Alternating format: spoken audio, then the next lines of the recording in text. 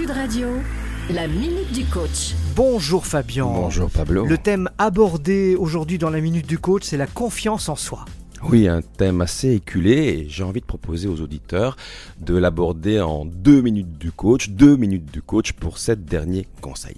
Le thème semble éculé et revient pourtant sans cesse comme un boomerang infatigable et ennuyeux. Avoir confiance en soi, avoir confiance en soi, avoir confiance en soi.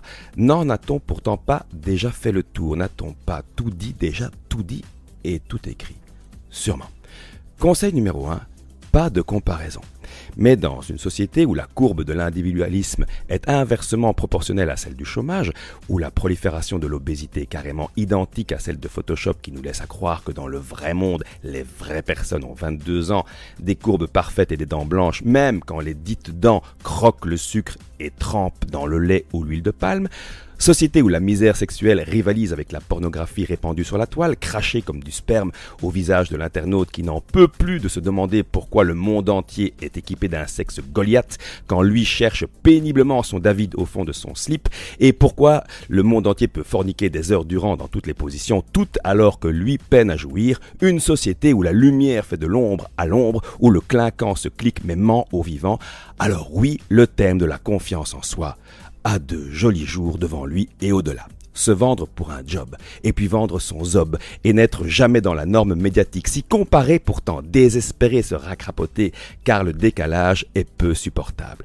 Avoir confiance en soi n'est justement pas avoir confiance dans le faux monde, celui des mirages, des rêves vers nous jetés, grappillés par nous comme des grains par un poulet. Le grain ne sera plus, le poulet restera poulet. Conseil numéro 2. Votre décision. Avoir confiance en soi, c'est d'abord le choisir, le décider, dire définitivement non à toute forme de racrapotage, dire oui à soi. Tout commence toujours par une décision, une direction, un plan de bataille, une mobilisation, une action, une évaluation, une correction, puis une autre action, puis une autre évaluation et une autre correction, un processus itératif en somme.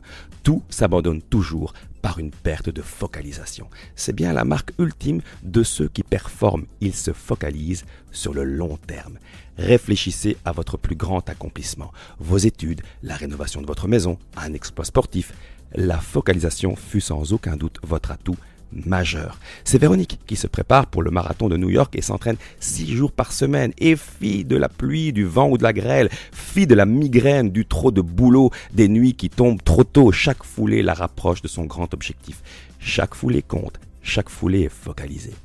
Décidez de devenir un meilleur vous-même, un vous-même avec la ressource confiance en soi en plus. Écrivez cette décision, dites-la au besoin, partagez-la avec des personnes de confiance. Tiens donc, choisissez un mantra, un slogan si vous préférez et répétez-le à l'envi. Exemple, je suis un aigle.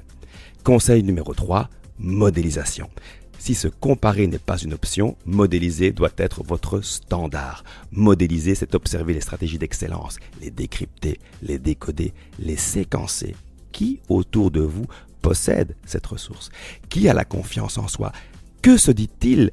Et dans quelle situation? Que pense-t-il? Comment se comporte-t-il? Comment parle-t-il? Comment écoute-t-il? Comment marche-t-il? Faites comme eux. Faites comme si vous aviez confiance. C'est le meilleur moyen de l'obtenir, le plus court chemin. Et choisissez des postures de puissance plutôt que de faiblesse. Redressez-vous comme un sportif qui gagne une compétition. Comportez-vous en gagnant. Bon valeuriste.